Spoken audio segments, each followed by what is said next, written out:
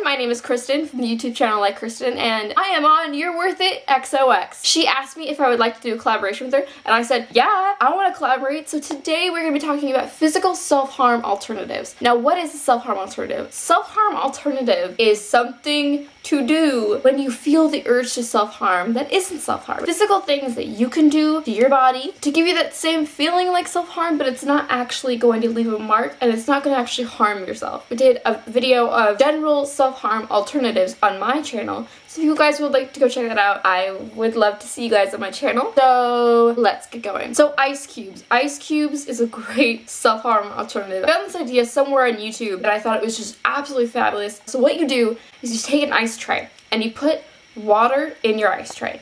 And then you put red food coloring in the water to make it red. And then you put it in your fridge for 20-30 minutes, letting it freeze. You take them out, you take the ice cube tray out, you break it open, you get your ice, and you put it every time you feel like you want to self-harm, you put that on there. The ice gives you a release of what you're feeling. It kind of gives you the feeling of self-harm, the feeling of pain, but it's not actually hurting you. And the red food dye makes you feel like, you know, if you want to see the blood, if you want to see a kind of thing, it's kind of soothing, and it makes it look like self-harm, but it's actually not, and you're not actually hurting yourself. So I thought that was a great self-harm alternative, and I've been using it, and it works so well. So always keep the ice cubes in your fridge. Always just keep them there. And if you want to self-harm, just put that on you and just watch and soothe. Maybe put some music on. I think it's a great self-harm alternative. I really do. It really works. Go try it out. The next one is dripping food dye on your arm, because if you want to see the blood, if you want to see that, this is good for recovery, good for the recovery process. You drip food coloring on you, red food coloring preferably, and it looks like blood, and it kind of like you have that feeling, that look, and you know. So dripping food coloring is a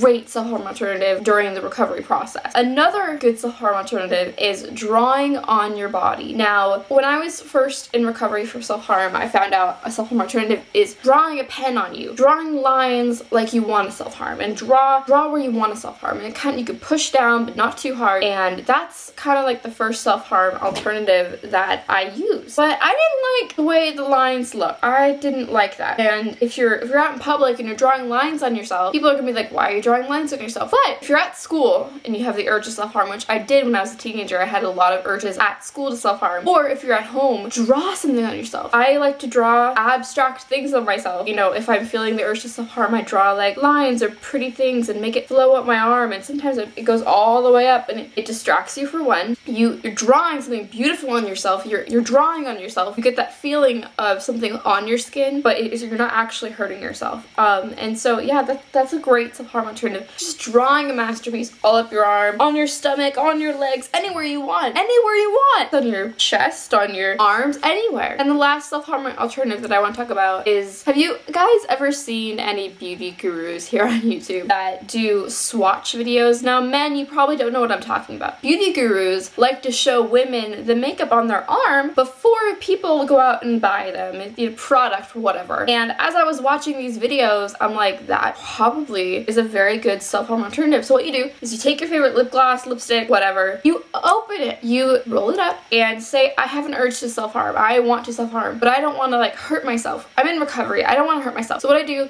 is I just take the lipstick or whatever you have, and I just glide it across my hand. Preferably a red lipstick would be the best. Can you see my beautiness?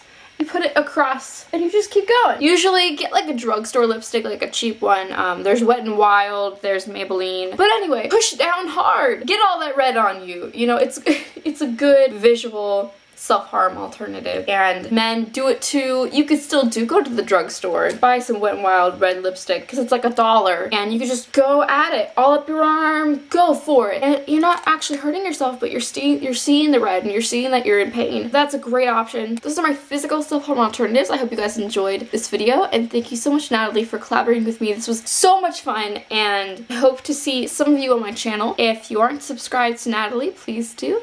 She is fantastic. She is amazing, and I absolutely love her. So please go subscribe to her. So thank you so much for having me on your channel, Natalie, and I'll see you guys next time. Bye, guys.